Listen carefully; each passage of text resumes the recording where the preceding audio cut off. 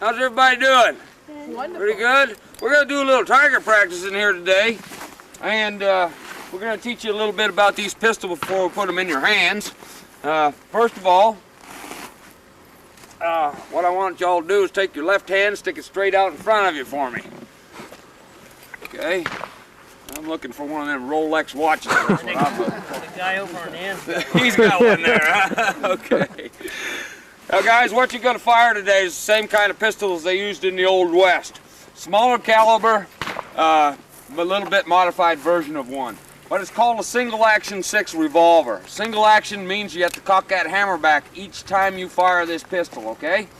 So, you can't just pull on a trigger like you see in the movies, alright? Revolver means that this cylinder right here has to go around. This is where all your bullets go. Because of that fact, there's a gap between here and the barrel. Out that gap is going to shoot fire, hot gases, and lead shear. So we don't want to see anybody with their hands up here today, okay? It ain't going to kill you, but it'll dang sure tattoo you and ruin your day, okay? And no hands up here. Not a good idea, all right? We're going to make a contest out of this for you all today. We're going to give you each 2 shots apiece to hit one of those cans down there. You must hit 1 can out of those 2 shots to win a very valuable prize today, girls. Guess what that is? A ride back to your resort. If you don't hit one of them cans down there, don't worry about it, because I can tell you your resort's about a 2-day walk right straight that way right there, okay? All right, let's have a little fun. Oh, Eve is going to try shooting. Notice I'm not standing in front of her, guys.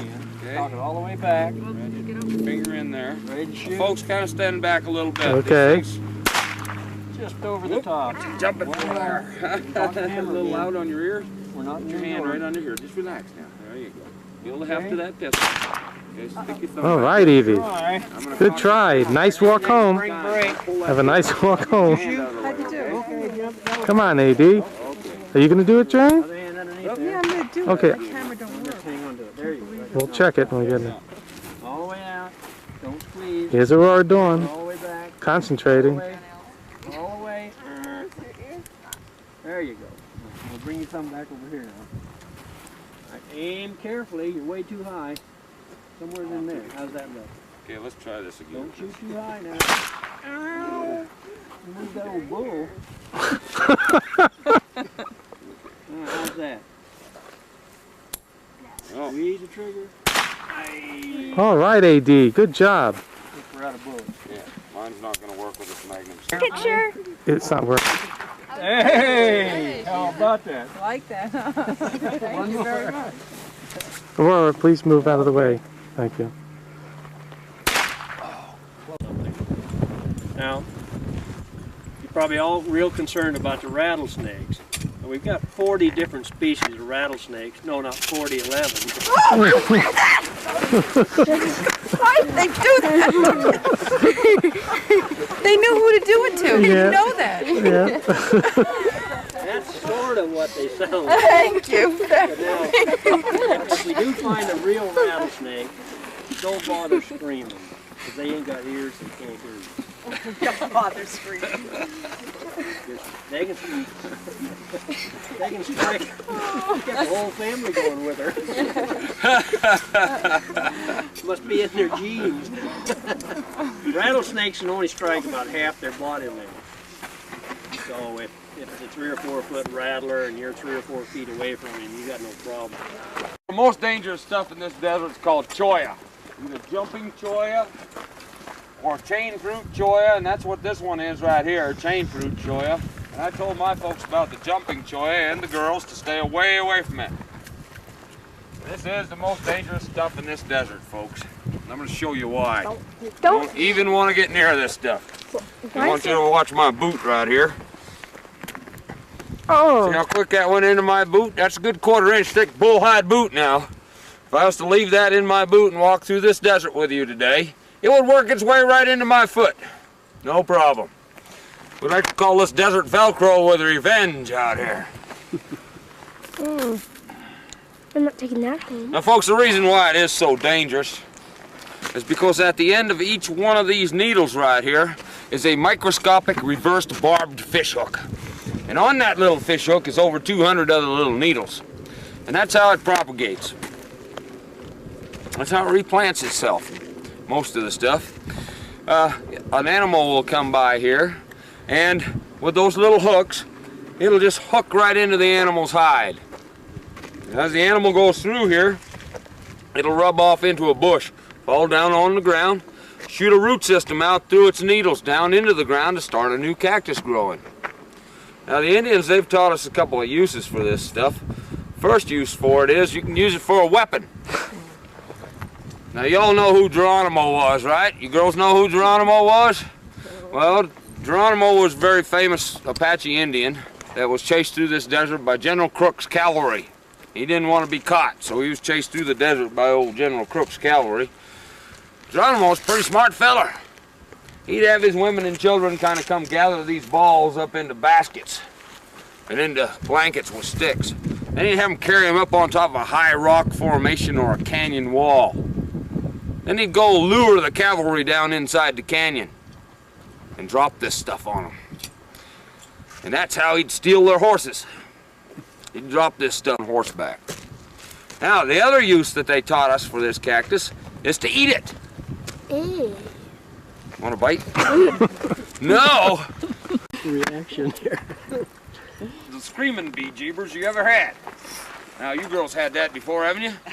Sat on the toilet and went, bee jeebers, how come I ate that?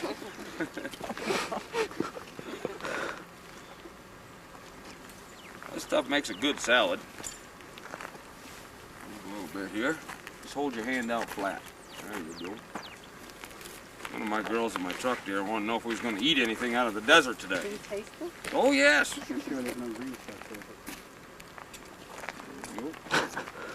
Very good for you.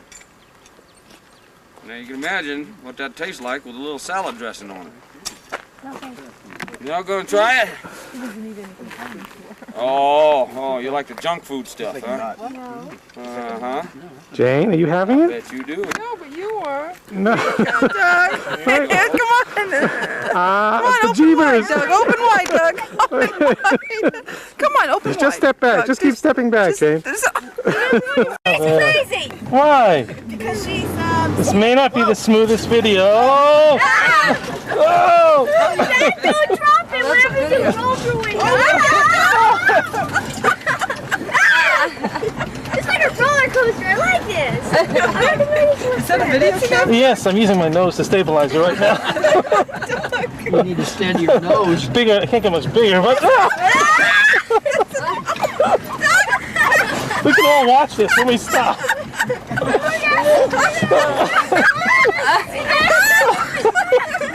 Lean right.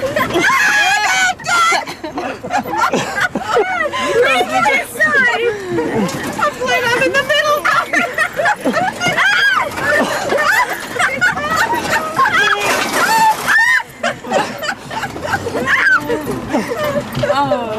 I think you all need to go to The best airplane on the field as we head for the Grand Canyon is our experienced pilot, Bill. Go ahead, Aurora. Go ahead.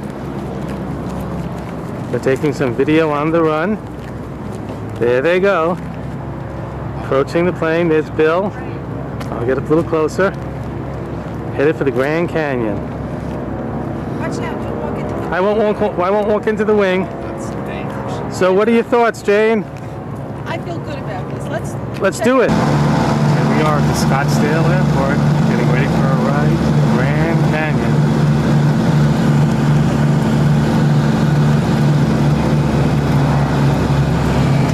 Instruments seem to be okay.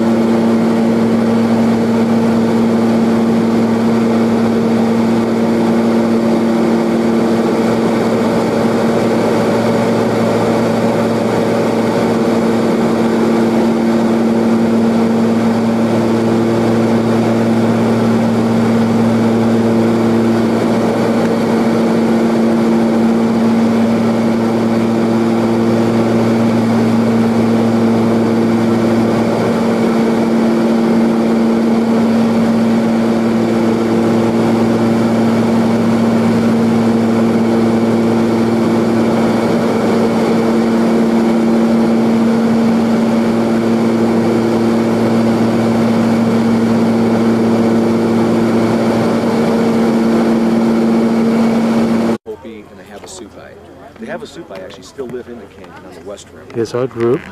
The reservoir. Oh, God. Excuse me. Yeah, a guy from New Jersey. Bruce, this is a true story. Bruce Aiken, and all the artwork that you see here in the canyon, you're going to notice, is all by the same guy, Bruce Aiken.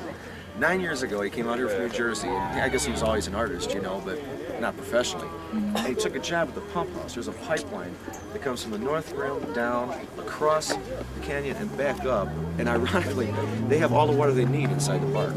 But it was a land dispute, because that's privately owned stuff out there, so they won't give Tucson no water. Civilization down there. Where the trees are? Oh, that's Phantom Ranch. Okay. That's the Phantom Ranch.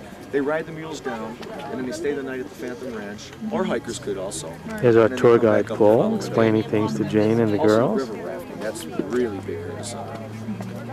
But oh, so this pipeline, so he got the job, you know, just working the pump house. And so he started painting. Today he's been on National Geographic, you might have seen him. All the documentaries. Bruce Aiken and his wife Mary works at the airport, and they're like hippies from the 60s. They're really cool. They have like, their kids are named Cherish and Charity, and you know, yeah, they're really neat people. They're great. So he started painting nothing but the canyon, and now some of his pictures are going for $5,000 a piece. He's getting orders from around the world. It's crazy. He really does have a knack for it, though. He makes it look real vivid, real lifelike. He paints the water and stuff, and it almost looks like it's actually running. The air, and now we're seeing it in person, is just incredible. We had a quick but pleasant lunch. Now we're going to walk through some of the Grand Canyon National Park. And the day is young, and so are we, and the weather is just made to order. And we love each other. Thank you. You're welcome. Well, we made the return flight from the Grand Canyon. Everybody, well, 3 out of 4 seem to be a little bit worse for wear. Aurora, how was the flight? Good. It was great, wasn't it? What do you got there in your hands? May I see it? Hold it up close. Near your face. Very nice. Where'd you get that? At the Grand Canyon? Store. Grand Canyon store. Okay. Jane, are you okay? You look a little bit worse for wear. Can't even talk? Oh, poor Jamie. A little bit too much adventure for one day? Oh. All right. When I laugh, I shake the camera, Jane. All right. I'm going to pan around and make it a little dizzy here. See who else I can find. We're back in the airport. Charter flights. How you doing, Evie? Wait a minute, Eva. How you doing? That bad, huh? You're not really a... No. You're not really a flyer? Not really. All right, so I guess airline pilot is out. What do you got there, a stick? A Tanya stick. Catch you later. Well, and here are my girls. They're standing near the... Oh, Evie, never mind. Do you find this artistic endeavor to be very interesting and artistically rewarding? So-so? You don't find it unusual? Not really. Not really. I find it most unusual and most enjoyable. Artistically pleasing. How about you, Aurora? It's okay. Can you make one of those wind bells make it sound, or a couple of them for a second, so we can get on video? Evie, a big deep one? Maybe one more? What? Is this your favorite part of the trip? What? This visit to the Cosanti Studios? No. No? Is it your, wait a minute. Is it your favorite part of the trip? Is it your favorite part of the trip? Bye-bye. Goodbye who? I did it. Jamie, you did it. Twice. Prickly Pear did it. Rattler's doing it. Oh, I'm bleeding. Slash is doing it. Bleeding, doing it. Let me see the blood, Jane. She is. That's real blood. This is the greatest video yet. Let me see that finger. Wow, real blood. Jane, you gonna make it? Okay. I have to go down 911. I have the videos. We're here at the Heard Museum. And again, we have Native Americans here. Are you a Native American, Eva? Yes. Are you a Native American, Aurora? I don't know, am I? Yes. If you say that again, there's not going to be any lunch for you. I just want to listen to this beautiful music. Do it, Eva. Next activity. Here we have a Native American, Aurora, making a teepee.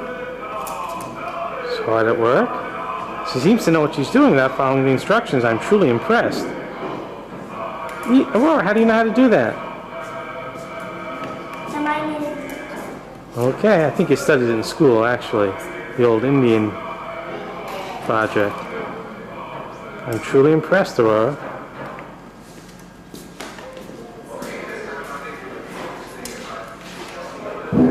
See how you're progressing.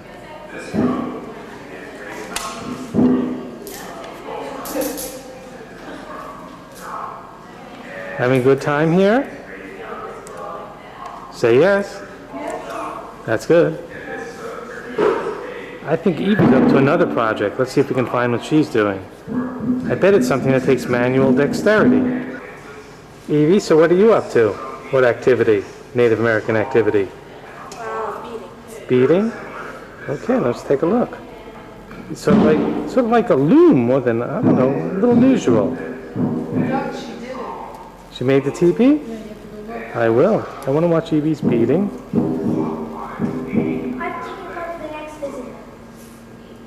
Okay. Eva's intense. Eva has great manual dexterity. She's really good at this stuff. There's the vari-colored beads. There's Eva following instructions. Although I've seen her do this sort of freelance, creative on her own. Are you a Native American, Evie?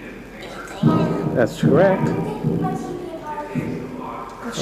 All right, I think we want to take a look at Aurora's teepee, and then I'll be back. We're back to Aurora. And this is your finished product, Aurora?